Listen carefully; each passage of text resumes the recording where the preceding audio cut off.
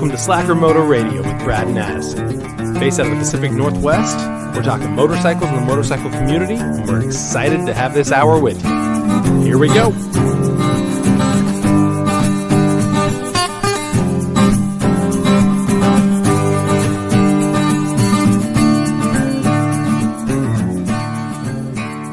Welcome back, Slackers. Brad, how you doing? I am doing great. It's a little bit overcast, at least the last time I was able to look outside. But for me right now, we're recording on right before the weekend. I know this comes out later than that, but anyway, so it's kind of exciting. I'm going to be able to take a little bit of a break and enjoy the weekend. So I'm excited. Going to be doing a little bit of motorcycle work, so I can't complain about that. Not quite on the bike that I think most people are thinking about, but need to replace the tire on the V-Star. The front tire was badly worn on the outer edges. I think I was cornering maybe a little bit hard.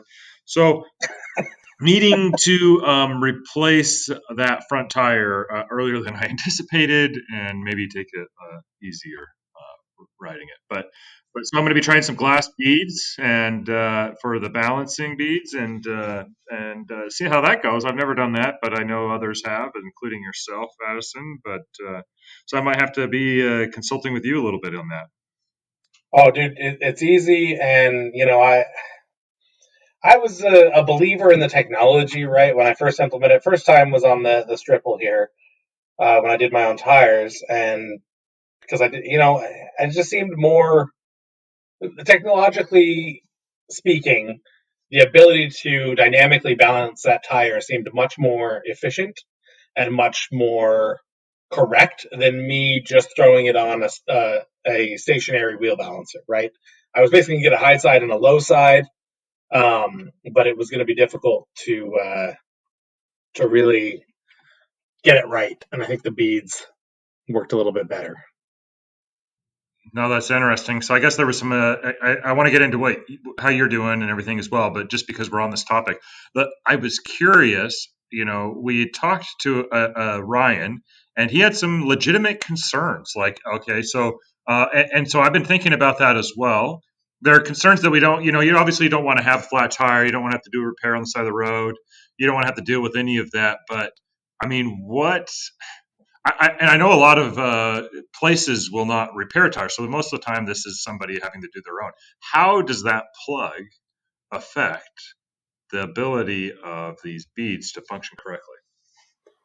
It's hard to say. I haven't seen really any data on that necessarily. But from a logical standpoint, right, it seems that, especially if you're using a simple tar string plug, it's going to build up. You'll get the beads that kind of stick to that internal portion of the plug, and they'll sit there, and you'll have a slight heavy spot right there. But I don't believe you put enough beads, especially on a big tire like yours, my rear tire. They're big enough that you're putting enough beads in there. 2 ounces of beads, they're tiny little beads, right? They're not big to where you're putting in 5 beads. So once all 5 get stuck, oh well, you're now heavy on one side. So you'll get some of that, but you'll also still have some rolling around to where I just don't think it's an issue. I guess the way that I perceive it, to your point. So, okay, so yeah, I mean, there's a little bit of the stickiness. The glass beads are going to get stuck to it. Okay. Even if a bunch get stuck to it, that's the heavy spot now. It's going to be balancing that. It's going to be balancing in the multiple areas or wherever it needs it, right? The rest of them are going to go there.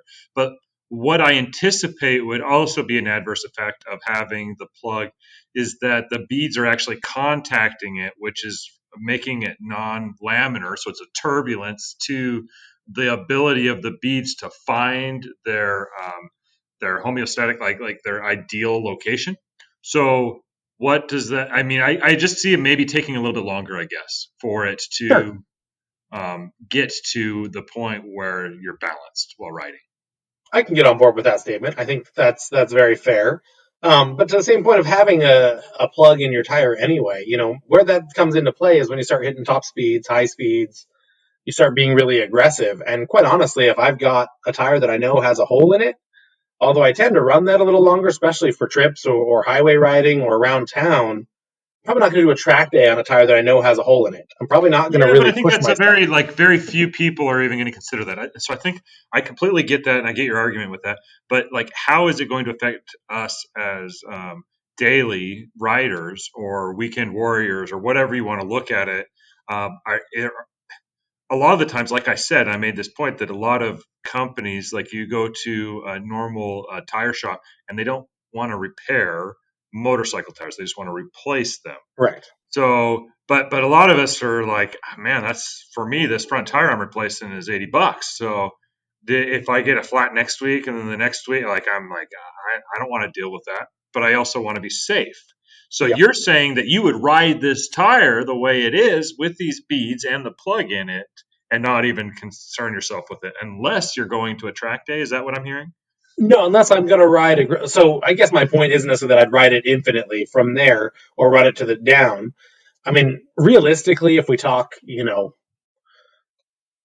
without lawyers in the room kind of a conversation, we're going to see that, likely the only adverse effect is you're going to get slightly uneven wear and or a little extra wear on the tire. In a complete honest conversation, right, without the legal implications. Now, when we're talking, safety and all of that, that's not necessarily true. There are higher risks. You've now added a new failure mode. You now are at a higher risk. And so really what I would likely do is finish out whatever I'm doing, right? If this happens on a trip and I'm 1,000 miles from home, I'm not going to hunt down the nearest tire shop and pay an arm and a leg. I'm not going to ride as hard for the rest of the trip, and I'm going to change it when I get home because I've used enough plugs to know that they hold air. And even when they have slight problems, you're losing 2 psi a week kind of a thing. It's not like it's leaving you with a flat or an exploded tire.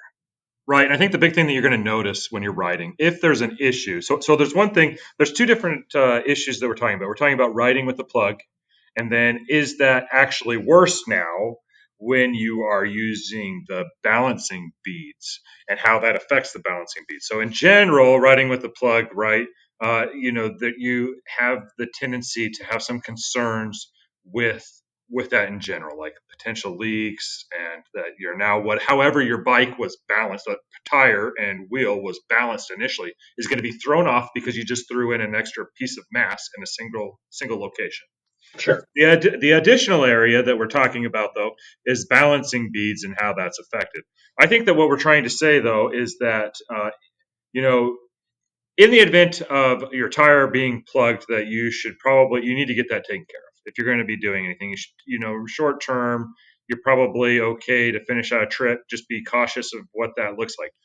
Now, if you throw in balancing beads, and now all of a sudden, because neither of us have experienced this, and this is something that maybe other listeners can chime in on, but what I would anticipate is I'm going to be I'm going to be actually paying attention to my bike for a little while. And why I say that is, and maybe you don't need to pay attention, and the bike will tell you pretty quickly. But if it's having a problem keeping that tire balanced and it's all out of whack, you're going to feel that, and that's going to be driven up through the handlebars.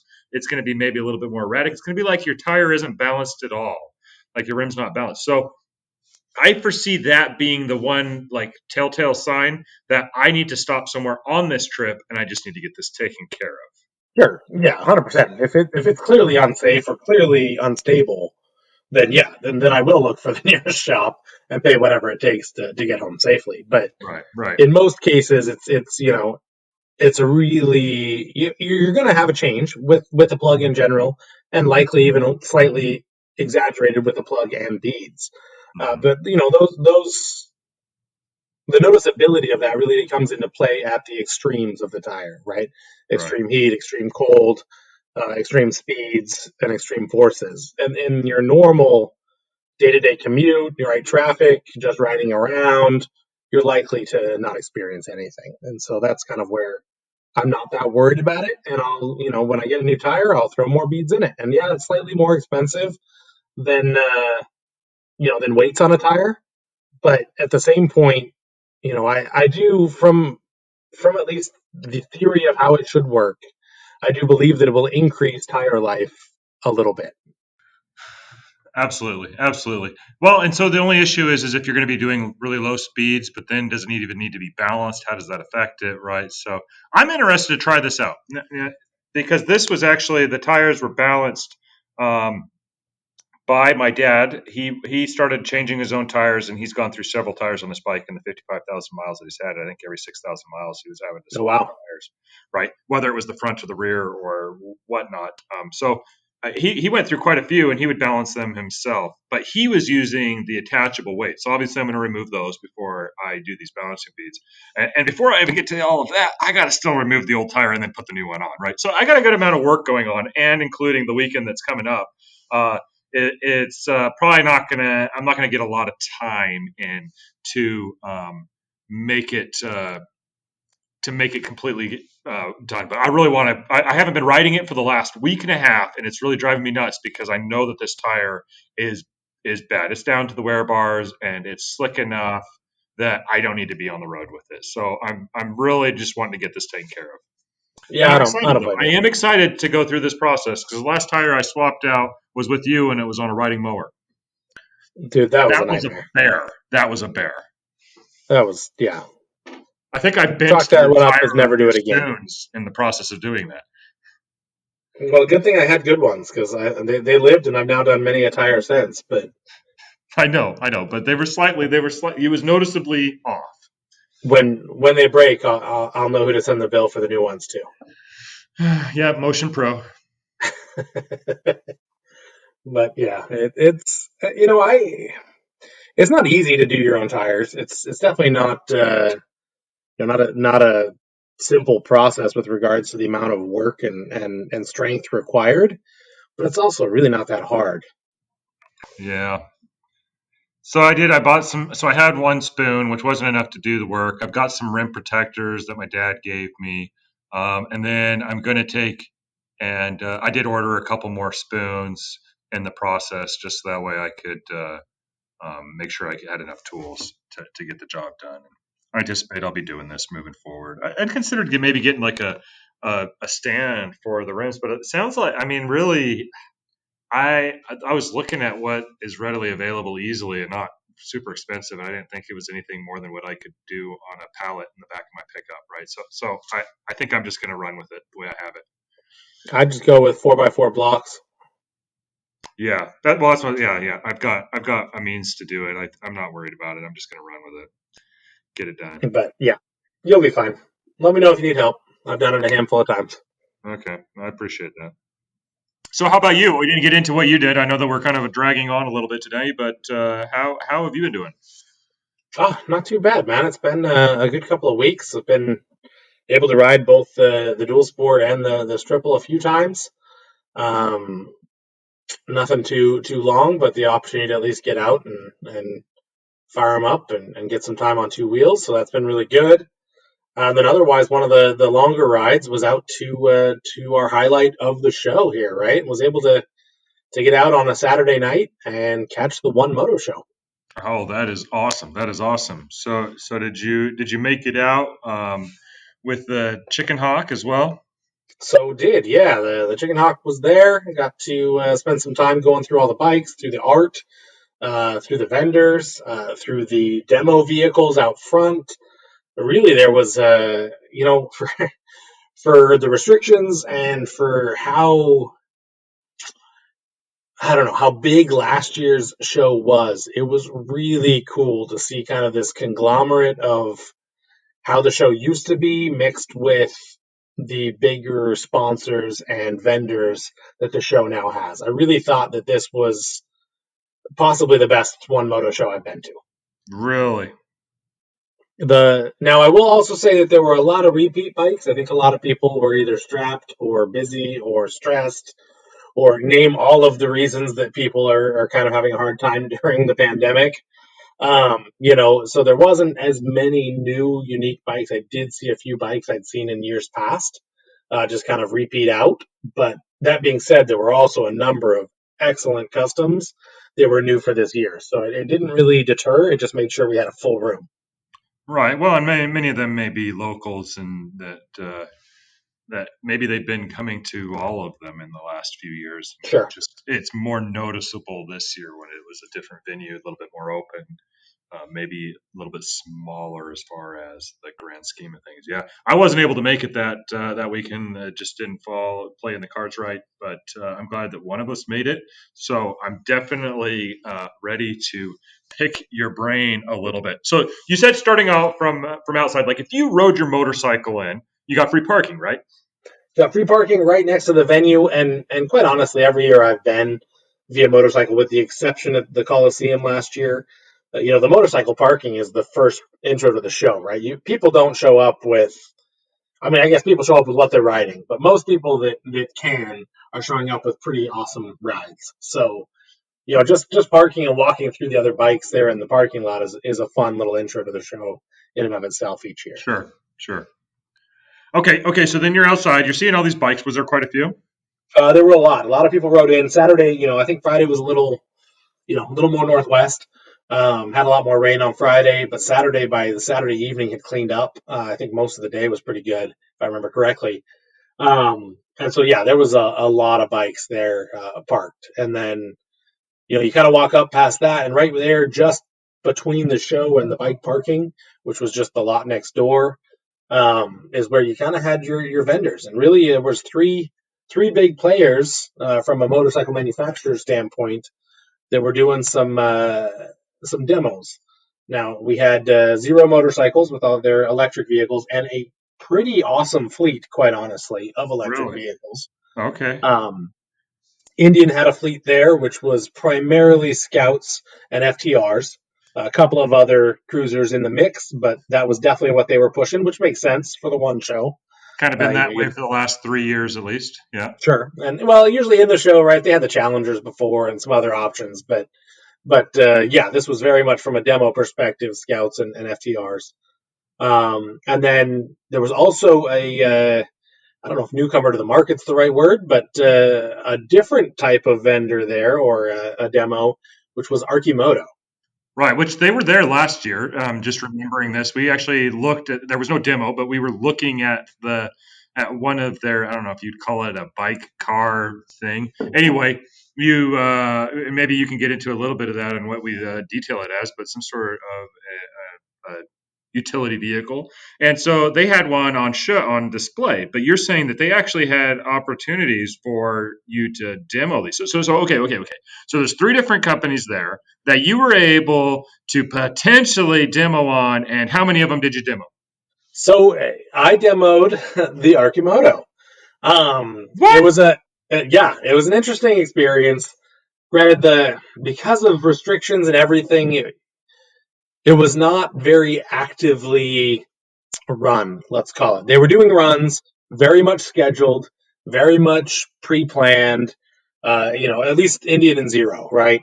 Very much, if you wanted to skip some of your time in the show, you could go ride the bike. Right. Well, I probably could have shown up a couple hours earlier and had some more time to do that, and maybe should have done that. But at least in the way that I showed up about 30 minutes before I was able to get in, due to the COVID restrictions in Portland, it was very much a scheduled entry and a intermittent entry for everyone. So it wasn't just crowds of people all at once. They're doing a pretty good job of making sure everybody was following the regulations, and being an outdoor venue from there, it was pretty good. I mean, really. So the demos were not part of the show. Like, you were going by these demo staging areas. Correct. Before you gained access to the show. Yes. So I this was, could have ridden my bike there without any tickets and demo. Right. If I wanted to, I mean, I could have drove there too. But I mean, without anything, you could have just rode your bike there and demoed and not had any issues. And that participated in 3 separate manufacturer demos. Yes. Okay. So this explains why you did not do any demos, because you didn't want to, and you really wanted the Archimoto. Well, so the one that was readily available and really right out front, because I had 30 minutes, like I said, to get in and do it, was out front, was the Archimoto. So they had, 3, they were all the same vehicle, but 3 different colors of vehicle out front. And I also have to say that they've changed significantly since last year. It was very utilitarian last year, which I had no problem with, and it still is very much a utilitarian trike, let's call it. A trike for a car driver to, it's almost a gateway drug for motorcycles. Uh, it's kind of how it felt. It's so much more different, though. I can't describe it using that. I don't think that's a fair description, uh, but I see what you're saying. Yes. It's well looking up. Well looking up. Well worth looking up. And it's just ARCIMOTO. But it's basically a tricycle. More of the, Can-Am. No, sorry, less of the Can-Am. More of the Polaris or, Morgan or these other non-tilting trikes. Persuasion, but it's got a lot more car value to it, right? A windshield, a roof, not necessarily doors. I think you can get those as an option or it's coming. But it has, it's got a handlebar instead of a steering wheel. And yeah, they've tried it with the steering wheel too. They did it with the handlebar though. Yep, they did it with a handlebar. And it's got, the brakes are on the bars, and then there's a foot brake for emergency stop because the brakes are actually regen braking. It's an all electric vehicle. Right. It was fun to drive. Actually, it was pretty cool. I got to say that there's certain potentials for torque. It's clearly a utilitarian vehicle. I could see that the potential in it to really cause problems around the neighborhood or have maybe too much fun is definitely there. And I don't know if these were tuned or set up in a mode specific to allow people not to hurt themselves. But there was definitely a tame ramp up to top speed. However, it was easy to figure out. I mean, it took one corner, and I think I had the thing dialed in where I could have ridden it anywhere. I was impressed with how easy to use it was. And, I mean, compared to a car, it was still way more fun. I mean, that was awesome.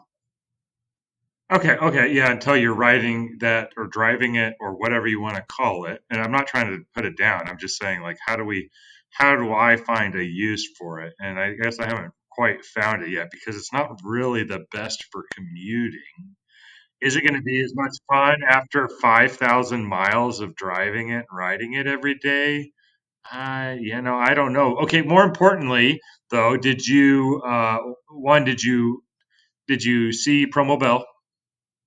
I did not. I Didn't assumed he catch him would there. be They there. had a few other people. I assumed he would have been there. And then secondly, would you buy one? If I had a business that was running deliveries or using it in more of a utilitarian purpose, I think I would. Whoa, whoa, whoa, whoa, whoa, whoa! So, what size deliveries are you actually going to be able to do? So with it, it's got a few options, and they actually have a couple of other ones that I could see in their pamphlets and on their website. But for now, you can basically have the entire back section be one large compartment, which allows you to really load anything the size of pretty much any Amazon box you're going to get that doesn't have to be pallet delivered. So if you had an auto parts store, right, they're always running the Rangers around. Mm-hmm. If you were just running parts from one AutoZone to another down the road or to the next city, that's a much more economic and much more fun way to do it than in the back of a Ranger.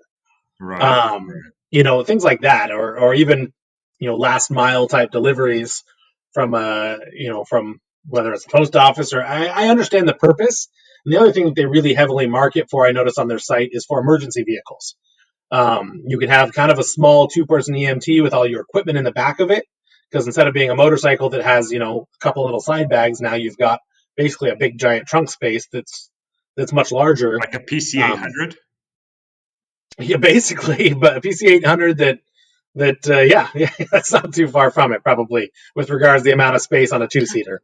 But again, if you have just the 1-seater, you then have the entire back seat that's also storage space or custom built to hold and support whatever you need in there, right? So if it's an EMT type situation or a first responder, you can get down a walking path with it because it is really thin compared to a car, being a small trike. You can go in areas and get through to places that might be harder for the ambulance to get to. And so I understand the marketing of it and I understand the purpose of it. And if I had an industry that needed something more specific to that, right, where you don't really need a sprinter for deliveries, but you want something economic, that I think that there's a lot of value in it. Now, for a private vehicle, similar to most of my conversations with electric vehicles in general, it's just not going to go the distance that I need it to. Mm-hmm. It'll do freeway speeds. It'll get you from point A to point B. And if I were like in school, it'd be great. And I know that one of the new things they're doing and had advertisements everywhere for, including these 3 vehicles, or part of this fleet, are actually in-city rentals by hour. So kind of the Zoom car or like the scooter rentals we've got in a lot of these bigger cities. If you need a little bit more space or to take two people, you can get this electric vehicle that you can then run around the city for an hour, which I do see a value there. Right. Okay. Okay. So it's all fine and dandy to hear what we had to say about it. I mean, who did you talk to there? So I talked to a couple of there was one of the sales individuals and then a couple people I think were just contracted to support for the day. Yeah. Yeah. Well, why don't we cut to hear what they had to say? No, I should have. That's a good point on this. Historically, we've taken some interviews and gotten some of that information. This year, just due to restrictions, I thought, we'll have our thoughts on it. Yeah, you'd have to we'll be have in their bubble. I know I'm giving you a hard time. I made assumptions there, but just teasing you a little bit. I'm glad that you got to talk to him and you got some names, though. That's good. And it is really cool. When we talked to him last year, and I know I'm referencing a different One Moto Show, but they were really open to answering questions. And I was kind of flipping them a little bit of a hard time. But, I'm interested, but at the same time, trying to see actually how does this fit? How does this fit in society, and what niche are they trying to fill? And I think you've done a good job describing that and upholding what they talked about last year. So very cool. Glad that you got to go ride something and you didn't total it. yeah, it was fun. It was pretty cool. I had a better time than I thought I would, quite honestly, riding it. I wasn't really sure what to think because it is kind of that right in the middle of a motorcycle and a car, and so my brain was, a little confused as to what it would feel like in real life. I've seen them before, but to actually get in one and ride it, and it was very fun. So, like I said, if I were on a vacation to Hawaii, Florida, somewhere real warm and sunny, and I don't want to be in, a Honda Civic, that would be a way better rental vehicle for a trip like that, where I'm not going to go all that far. It would be a lot of fun. Right. Now, so did Murphy go for a drive too? AKA Chicken Hawk. Murphy, that's a new one, man. Yes. Yeah, I didn't know where you were going, but he did. Yeah, we each took separate ones. They kind of walked through the controls and the nuances from a bike versus car. It's kind of got that hybrid of both. Like I said, it's this weird mix of everything that makes it pretty easy to learn, but still enough that you have to think about it when you first try it out. He liked it. I think he had a good time. They were pretty responsive. It was fun. Okay. So we haven't even got into the One Moto Show, but you got to go at least to the demo that they had demos in general this year, which was a first. I've never seen that. Really awesome. I would have been all over trying to get onto the Zeros. I may have not even made it into the One Moto Show, as much as awesome that would be. Just to be able to go and ride a Zero might have been cool if they had opportunities. But if I can pry you away from your house, I'll get you on a Zero anytime, man. We've got the setup here in Portland. Well, then let's do it. Okay. So then you make it in. They check your temperature. I'm assuming they let you in the gate. And what's going on? What do you see? So from there, it's a big open, basically shipbuilding house, right? It's a giant, not even warehouse. It's a giant hangar for shipbuilding, and a big open air outdoor environment. Perfect for the weather on Saturday, right? It was nice and sunny, but not hot. So, I just kept my moto jacket on and walked through. And initially, just like the last couple of years, right there in the front is about 6 custom Indians. Woo! So, okay. So I'm not surprised, but anything new, anything surprising, anything that you want to get your legs over? The FTR was out front last year. Is that what you saw this time? So these were definitely on the blocks. They weren't to be sat on or played with. Yeah, and they were. Yeah. Okay. Yeah, from a customization, it was a lot of paint. These things were really beautifully painted, but that was kind of the gist of these custom Indians was, high price paint jobs. Okay. They look great, but nothing. That wasn't. It's a new bike. You could buy one and fork out a lot of cash to have that recreated without too much effort.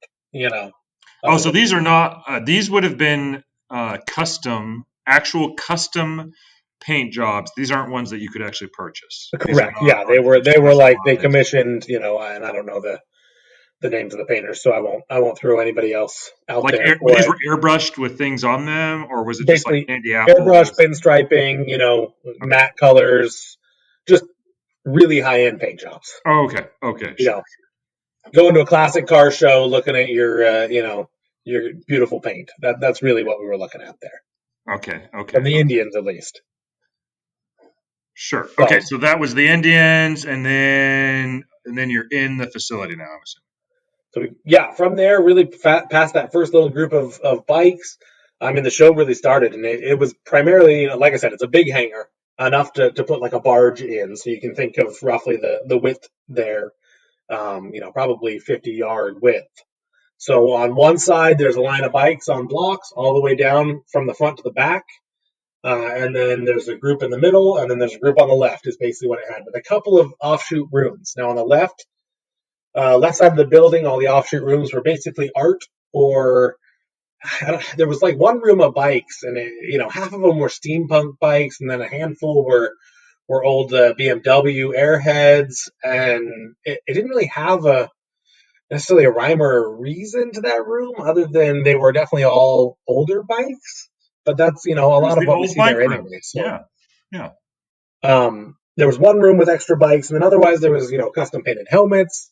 There was some merchandise and art and custom things all over the wall in some of the other rooms, and all the way running behind the bikes on either side of the building. So Right now, when you first started talking about the show, you were talking about outside. You said that there were the three vendors. I think you were just talking about the ones that were doing demos, but I'm assuming there were vendors throughout this One Moto Show inside of the barge hangar. So once you got about halfway through, there was a door to the outside on the right side if you're looking from the entrance down. And from there was a line of vendors on one side of the tracks. That's where the tracks for material delivery for that facility come. Sure. And so there was vendors on one side and food on the other. Oh, And okay. then kind of a big pavilion with social distance tables and a fun RC motorcycle course that was set up by Icon Motorsports. Okay. Okay. All So right. just kind of to paint the picture of what it looked like. I know this is a terrible way to try to create a visual medium. You can definitely check out Facebook and Instagram for our photos of this. I've got photos of kind of the venue from front and back, and you can see a little better what we're talking about. But that's more or less the picture of what it looked like. Okay. Okay. No, that's good. That's good. Okay. So did you mentioned the Icon RC motorcycle course. Did you do it? I did not. Actually, Whoa. despite not having fun with the RC bikes, was eating some food, just hanging out there for a little bit, and recognized a voice that was playing with it, and actually had a really cool opportunity to run into Motorcycles and Misfits. So Oh, no way. That's yeah, awesome. if you're listening to our podcast and you don't know who they are, go check it out. That's the name of the podcast, Motorcycles and Misfits. But had a really cool opportunity to talk with Liza, to meet Bagel, Emma, a handful of the crew, and really talk a little bit about their recycle garage, a little talk about podcasting in general, and then probably one of the highlights of the show, if not this conversation, or probably the other way around, highlights of the conversation, if not the whole show, was having a private tour of Miss Emma's bike. She did a GL, an old Goldwing that was just fully customized and done in such a way that if you don't know what you're looking at, you would just think it's a perfectly restored Goldwing, Really? which was really cool because it had a lot of stuff on it that if you don't look, you just won't even know because it was done so clean.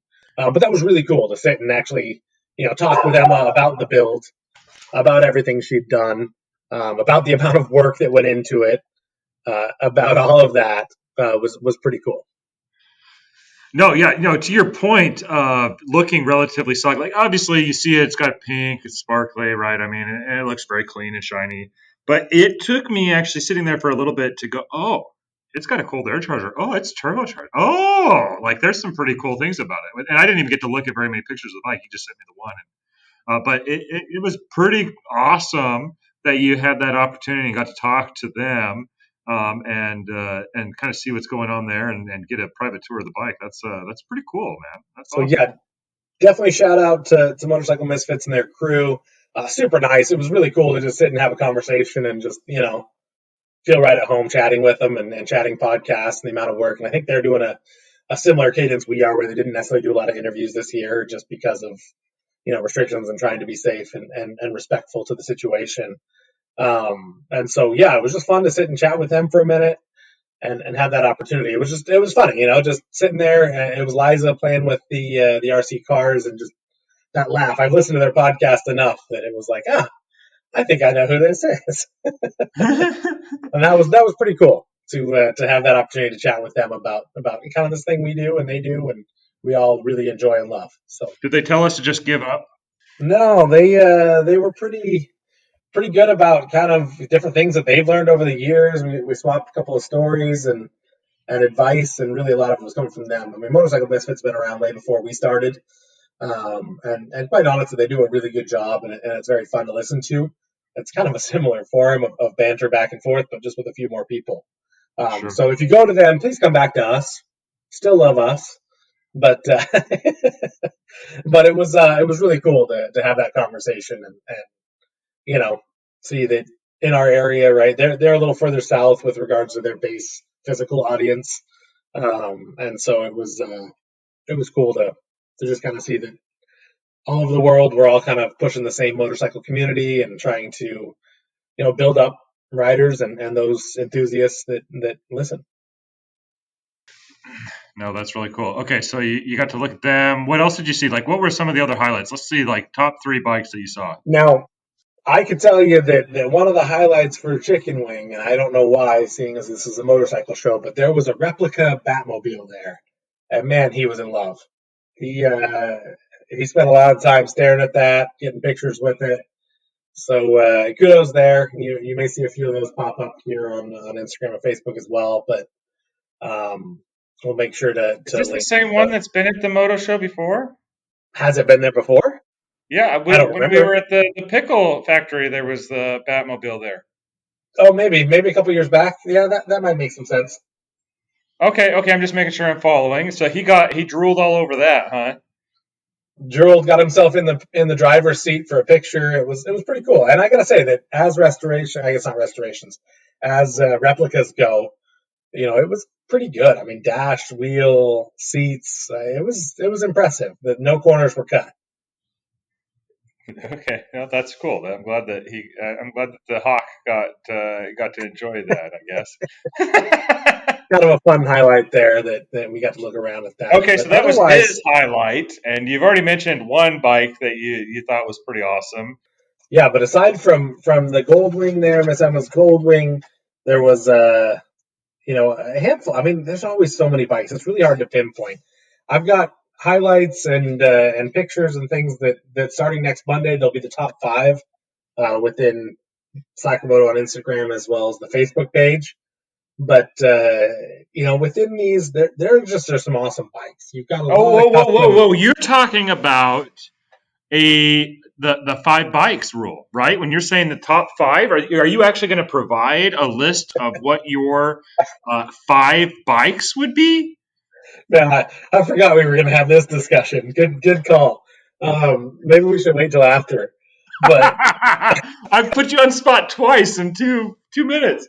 It won't necessarily be the 5 bike rule, but my favorite 5 bikes of the show. It doesn't necessarily check off all of the possible needs of riding, but man, I am a proponent that if you're looking at an expensive multi-trick pony, or for that matter, one-trick pony for an expensive bike, you can get 5 low-cost bikes that'll check off those same boxes, despite what some articles on the internet might tell you.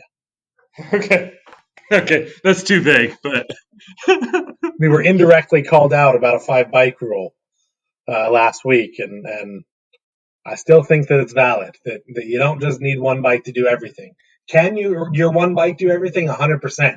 We talked about that in the last podcast, but man, if you're going to buy an expensive bike, just get 5 low-cost bikes and enjoy all facets of motorcycling. Yeah, I don't think that they're ever going to take that. I mean, Dennis would argue that he has the perfect bike, and he's not even the one that called us out. I'll even call him out that he has more than that bike, though. I know. He's not doing a track day on that bike. A bike that can do everything. He's not doing a track day. He's not necessarily going off road. He's got to have the other bikes to check off the other boxes. Yeah, but he got a new bike, and it is a sweet bike. It's what was it? Just to announce it, since we're talking about it, with it he got a BMW GSR 1200. Is that correct? Something to that effect, yeah. I mean, either One of on the 1200s, 1250s. 1250. Sorry, yeah, 1250. I lose track of the BMWs at this point. They've got so many little submodels. But he was really excited. Went up there and got that. I've seen a few pictures of that. Pretty exciting for him. He was he'd been talking about that for a while and looking at getting something, and just pulled the trigger and went and got it. So congratulations, Dennis, on your new bike. And that it's the perfect bike for you. And so that is cool. So I'm looking forward to going back to our discussion about the One Moto Show. I'm looking forward to seeing what you saw there for your top 5 bikes. So yeah, we'll post pictures, but I mean, just to kind of name off, there was a couple of awesome bikes. There was a Yamaha TW200 that was, I mean, super wide tired out, super balloon tire. It looked really cool, really aggressive. There's always a couple of GL and or CX 500s that I'm a sucker for. One of them was pretty interestingly customed. I mean, the seat was hand carved from wood, really cool, but I don't know that I'd want to ride that. Yeah, I was gonna just say like that doesn't sound. No, I mean if you're just gonna ride it a couple miles, maybe. But anyway, go ahead. Yeah, beautiful, but seems uncomfortable. There was a cool old '97 Triumph Scrambler that was basically a Triumph dirt bike. I don't know that I've really seen one in person, so that was pretty cool just to find and look at. A couple of who was it? There was a KTM 1190 that was crazy custom. It looks like it's from Radicate Racing, but that one was pretty impressive. All the amount of accoutrements and how they did it. It looked really cool, really futuristic, really well done. That was a highlight, definitely. There was an old BMW Airhead that was pretty cool. It had been through a couple of trips. I guess this one hadn't. A previous iteration of this had been through a few trips internationally. I believe it was from Brooklyn down to Ushuaia, down to the southern tip of South America. And so then they got a new one and or reused it. I wasn't entirely clear on it, but completely redid it for only the things that were absolutely necessary for an upcoming Africa trip, Oh which wow. was really cool to see an old an old 800. Was it the R80? I don't know if that's an 800, but the R80 show up, completely customized, but purpose built for this upcoming trip. I thought that was a pretty cool, build, because a lot of these, similar to the conversation of the wooden seat, right? A lot of these are to park and leave and have people drool on. This one clearly had a very real use that required, what it takes to build a good bike, right? Not only is it beautiful, not only is it functional, but it's reliable. It's pretty cool that they went through all the effort to make, in essence, the perfect cool vintage bike to do this trip on. I thought that was a pretty cool option there. I really enjoyed staring that one down and listening to the builder for a minute. That was cool. He was there, kind of talking through the bike. I thought that was neat. Oh, that's cool. So there you. I mean, obviously you saw Motorcycles and Misfits, but you saw a few of the builders. You at least got to hear them talking, kind of walking through what they had as well. That's A couple of builders, a couple of owners had the opportunity to walking around that. So that's probably my highlight of the whole thing is, there's always cool bikes. Every one show is just one of the best shows in the country. I'm going to argue that, and you can come at me with whatever your favorite show is. And we may find out that, they're similar enough to be just as good. Then they're both the best in the country. But the one show is a really good show for bringing, bootstrapping from the ground up, a lot of small builders, a lot of big builders. You get the whole gamut of custom bikes at the one show, and I really enjoy that. But with the restrictions of COVID, for better or worse, through a lot of other things, it made it so it was so much more open and you could spend time on the bikes. And a lot of the people that, weren't rushing to get through their little time, because it was time. You had your 2.5 hours to get through everything, and it was a pretty big building. So, you were making some pretty good time, but those that were kind of hanging, it was clear to see who the builders were, because they weren't, running from bike to bike. They were standing there. So you could easily have these conversations, because really there wasn't much else to do in Portland this week, that weekend, with everything kind of everything got shut down for the most down. part. Yeah. Yeah, it was cool. So the builders were hanging there and they were spending all day, and you could take the time to sit and chat and have these conversations and not just, see a beautiful bike, but understand what mindset went into building it. And I really enjoyed that aspect of this show. And maybe that's why I'm saying it's possibly my favorite yet, having gone to, what am I at, 7 or 8 of these. Um, this was a really cool show. Very personable, a lot of good bikes, awesome venue. It really felt like it was back at the roots, but bigger than the Pickle Factory. So you kind of got this big open room full of people and bikes and a community of motorcyclists and motorcycles. I mean, what, right? What's not Yeah. to love about a large community of bikes and bikers? I mean, it was great.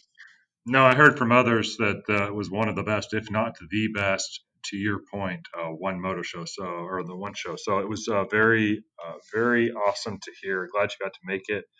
Definitely a little shoddy that you weren't able to spend more than a couple hours in there.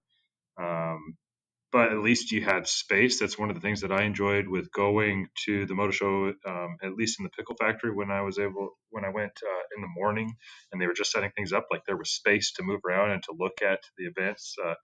Unfortunately, a lot of the builders weren't there, or at least around their bikes at the time when we were running around. But we got to talk to quite a few, and you can listen in on that old episode if you're interested in seeing who we were able to talk to and what took place. But um, anything else that you thought that was just pretty awesome? I mean, were they like ushering people out, or was it more of like an honor system that when your time was up, you left?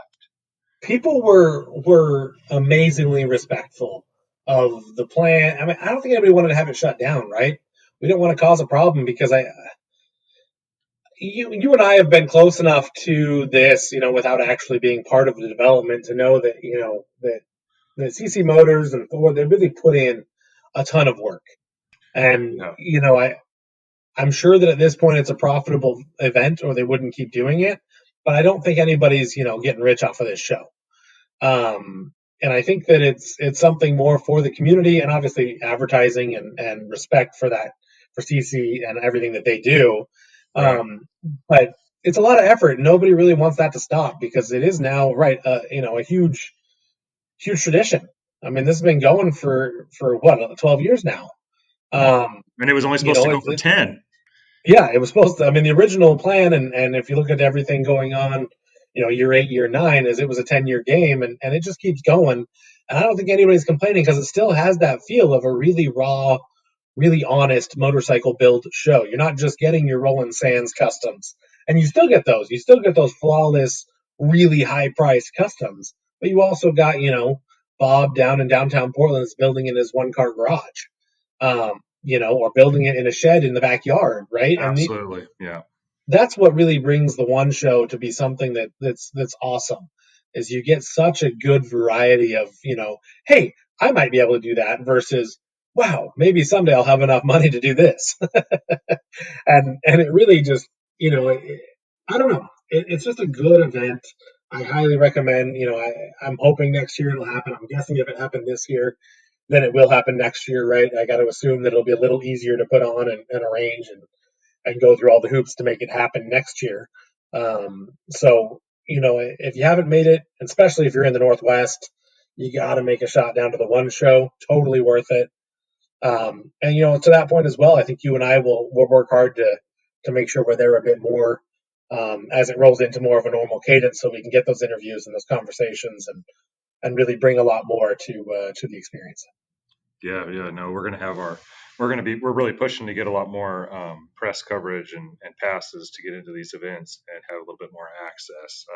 One for us because I'd love getting a little bit better access, but as well as being able to provide content that is potentially even more unique than just looking at the highlight reel. No, I think that's a perfect point. We don't. If nobody should be. I think at this point, podcasting's been around long enough that everybody realizes it's not a business that makes anybody money. But there are some cool opportunities, and some of that is our opportunity to have these experiences and share them. And so, let us know what we're going to try to really this year. There's a lot going on, a lot of irons in the fire. I actually had an opportunity to work this weekend with Cascade Moto, which was really cool. About about working with them a little more on test rides and things like that from a Triumph perspective. Ooh, So awesome. we're hoping that some of that pans out. I know I'm kind of jumping the gun by mentioning it here on the air, but that was one really cool thing that we've seen with the One Show and other motorcycle community events, is we can really build it up for everybody, right? When we all move forward, we all win. So that's one really cool opportunity I love about doing this.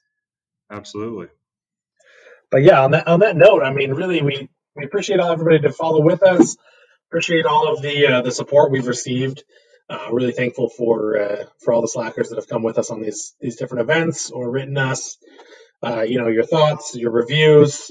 Please make sure that you're sharing this out, as we're really trying to push this forward to try to make some more community experiences for everybody. That similar to our conversation about CC and Thor that's running it there. That comes at a certain cost of time and effort. But to that point, there have been a few changes with regards to this month's rides and situations. So please keep an eye on Facebook and Instagram for this month's ride. It will likely be the 29th now, just due to some family emergencies on my side. I won't get any more specific than that, but some things needed to adjust accordingly. So keep an eye out. We'll post all of that, and otherwise make sure to follow and listen to our previous One Moto Show. Compare that to how this one turned out, and you may find it's better or the same. It's up to you, really. Nonetheless, appreciate it, and have an awesome couple weeks. Until next time, ride on.